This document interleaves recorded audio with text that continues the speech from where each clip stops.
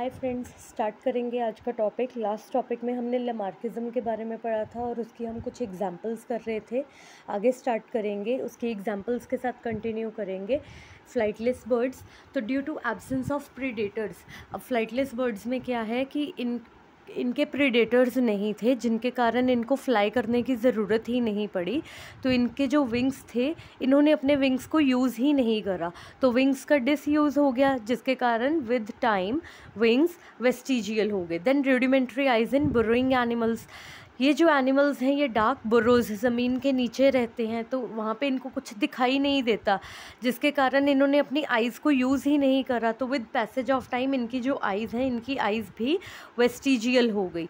Then absence of teeth in anteaters, अब एंट eaters जो animals हैं, ये वो वाले एनिमल्स जो एंट्स को खाते हैं। तो ये जो एनिमल्स हैं स्टार्ट फीडिंग ऑन एंट्स, इन्होंने एंट्स को खाना स्टार्ट किया और च्यूइंग के लिए अपने दांतों को यूज़ ही नहीं करा।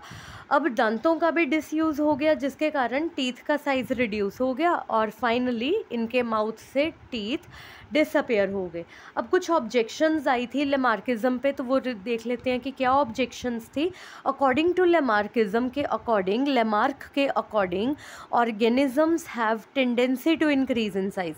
इसने कहा था कि जो ऑर्गेनिज़म अपना जिस ऑर्गन को यूज़ करता रहता है, उस ऑर्गन का साइज़ ग्रो कर जाता है, उसका साइज़ बड़ा हो जाता है और वो ऑर्गन बेटर डेवलप हो जाता है। तो फर्स्ट ऑब्जेक्शन इसकी इस पॉइंट पर ही आ गई कि organism have tendency to increase in size according to Lamarck during evolutionary process. But angiosperms के अकॉर्डिंग ये हमने रिवर्स ऑर्डर देखा है। एंजियोस्पर्म्स के सबसे पहले ट्रीज आए थे, देन श्रब्स आए, देन हर्ब्स आए, जबकि अकॉर्डिंग टू इवोल्यूशन तो ये उल्टा होना चाहिए, हर्ब्स से श्रब्स होने चाहिए, श्रब्स से ट्रीज होने चाहिए। देन लेमार्क ने ये भी कहा था ऑर्गन्स बीइंग यूज्ड कॉन्स्टेंटली, जिन ऑर्गन्स को हम कंटिन्यूसली यूज़ करते हैं उनका साइज़ बड़ा हो जाता है। बट ये चीज़ हमें हार्ट में देखने को नहीं मिली। हार्ट कंटिन्यूसली बीट करता है, कॉन्स्टेंटली यूज़ होता रहता है हार्ट, बट हार्ट का साइज़ आज भी उतना ही है, हार्ट का साइज़ इंक्रीज़ नहीं हुआ। तो थ्रू आउट द लाइफ हम अपने हार्ट को यूज़ करते हैं, but it's size has not been increased from generations. Then against this concept of inheritance of acquired character, Lamarck ने कहा था ऑर्गेनिज्म जो करेक्टर एक्वायर करता है वो करेक्टर आगे नेक्स्ट जनरेशन में पास ऑन होता है। तो इस करेक्टर को हम, इस पॉइंट को, इस कंसेप्ट को हम लेमार्कियन डॉक्ट्राइन बोलते हैं। तो नीट वालों के लिए ये थोड़ा सा इम्पॉर्टेंट टर्म है, नीट वालों को स्पेशली पता होना चाहिए व्हाट इज़ लेमार्कियन डॉक्ट्राइन। जो लेमार्क ने कंसेप्ट दिया था इनहेरिटेंस ऑफ एक्वायर्ड करेक्टर, उसको बोलते हैं लेमार्कियन डॉक्ट्राइन। तो इस पर भी बहुत सारी ऑब्जेक्शंस रेज हुई थी, जैसे कि आयरन स्मिथ अपने बाइसेप मसल्स को काफ़ी यूज़ करते हैं, तो कंटिन्यूस हैमरिंग के कारण इनका बाइसेप मसल डेवलप हो जाता है, बट ये करेक्टर आगे बच्चों में नहीं जाता। Then piercing of pinna and nostrils, जो इंडियन वुमेन है, इंडियन वुमेन इन ऑर्नामेंट्स को वेयर करती हैं और ये भी बहुत सालों से ये चीज़ प्रैक्टिस में है, बट ये करेक्टर आगे नेक्स्ट जनरेशन में पास ऑन नहीं हुआ। चाइना में ट्रेडिशन है of wearing iron shoes by the children to keep the size of the foot smaller.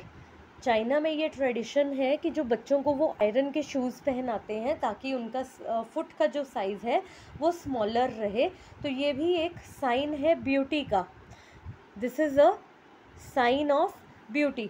दो this tradition is very old, ये ट्रेडिशन भी बहुत ओल्ड है, बट जो फुट का साइज़ है इन न्यूली बॉर्न में वो रिड्यूस नहीं हुआ है। तो ये ऑब्जेक्शंस हैं लेमार्कियन डॉक्ट्राइन पे। देन साइंटिस्ट आया था नेक्स्ट वीज़मैन 1904 में। तो नीट वालों के लिए ये बहुत इंपॉर्टेंट कंसेप्ट है, करना तो सभी ने है बट नीट वालों के लिए बहुत इंपॉर्टेंट है। तो वीज़मैन एक स्ट्रॉन्गेस्ट ओपोनेंट था लेमार्किज्म का।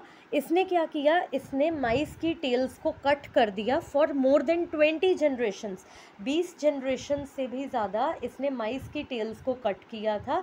बट जैसे ही नेक्स्ट जनरेशन आती थी, टेल उसमें अपेयर होती थी। तो मतलब इसकी जनरेशन से टेल डिसअपेयर नहीं हुई, ना ही उसका साइज रिड्यूस हुआ in fourth coming generations. And he also propose the theory of continuity of germ plasm. इसने जर्म प्लाज्म की कंटिन्यूटी का भी कंसेप्ट प्रपोज किया था। इसने देखा था कि ऑर्गेनिज्म के पास दो तरह का प्रोटोप्लाज्म होता है, सोमेटोप्लाज्म एंड जर्म प्लाज्म। सोमेटोप्लाज्म हमारे सोमेटिक सेल्स, जर्म प्लाज्म हमारे जर्म सेल्स।